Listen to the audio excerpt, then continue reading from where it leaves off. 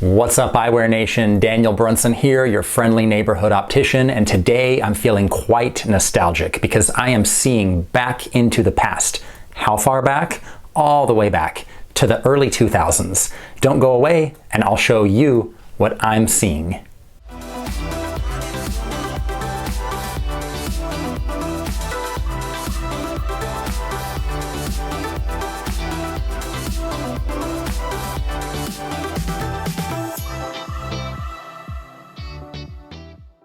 Welcome to the Seeing Clearly YouTube channel, Looking Back edition. If you're new here, be sure you check out the links down below for any articles that I reference, products that I mention, and gear that I use to make my videos. And please consider subscribing to the channel so that you don't miss any of my upcoming videos and you support the work that I do here. So as I said, I am feeling nostalgic today as I look back into the past.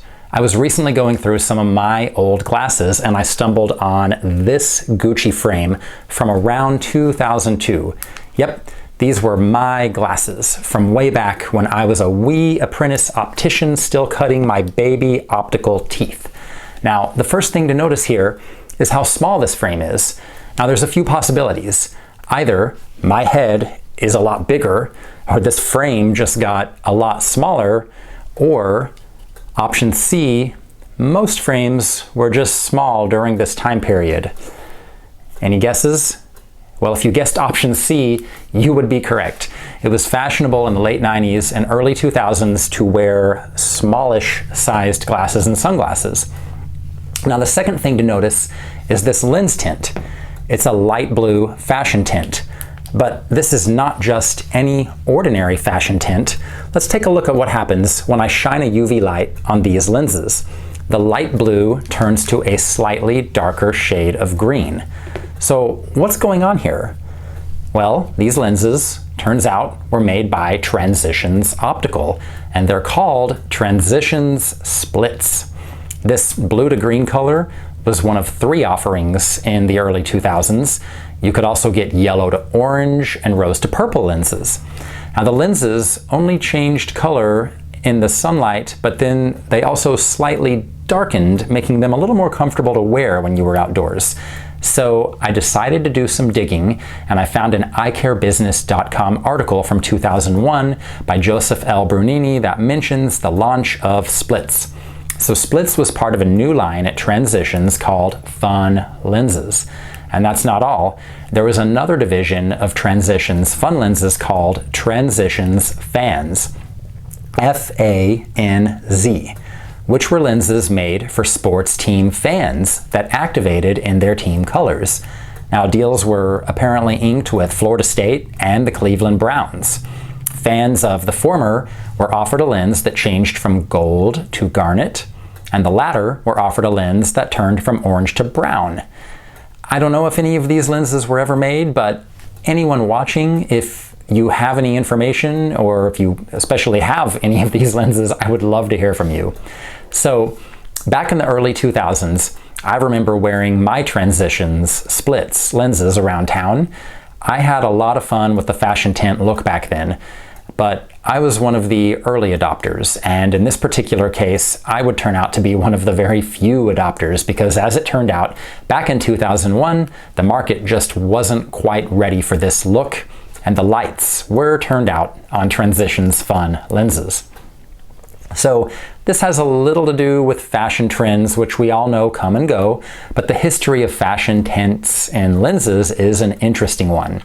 As far as I can tell, fashion tints had been around in almost every decade since eyewear became thought of as a fashion item back in the 50s and 60s. Now, everyone thinks of the 70s as being the decade when fashion tints were popular, but the trend seemed to endure all through the 80s.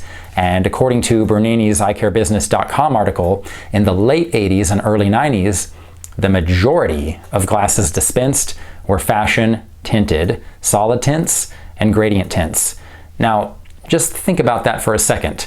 Most glasses made had some sort of fashion tint on those lenses. So sometime in the early 90s, plain clear lenses became more common than tinted lenses. And I've thought a little bit about what may have caused this, and I suspect it may have had something to do with the development of better AR coatings, which were not compatible with fashion tints. Now, let's fast forward to the present day. I've definitely been selling a lot more fashion tints in the past few years. Some notable brands blazing the trail that I carry at Hicks Brunson Eyewear are Andy Wolf and Etnia Barcelona. So it seems that fashion tints have been making a comeback. It's also worth noting that Transitions Optical launched Style Colors and Style Mirrors lenses in 2018. And I don't know how they're doing globally, although I hear they're doing quite well, but I can tell you firsthand they're doing very well at my store. We're doing lots of Transitions style colors in the sapphire blue, the emerald green, the amber brown color. They're very popular at my store, and I for one love the way they look, especially when there's just enough sunlight to make them darken to what we opticians call the mid-tint. That's that look where they're not fully dark, but they're just slightly dark. Somewhere in the middle happens to be the point where if you have one of these style color lenses, the color is very noticeable and it looks quite stylish when you pair it with the right frame. Thank you so much for watching Looking Back Edition on the Seeing Clearly channel today. I'm interested to know what you think. Do you remember Transitions Splitz lenses? Did you wear them too? Let me know about it by dropping a comment below, and I'll see you next time on the Seeing Clearly YouTube channel.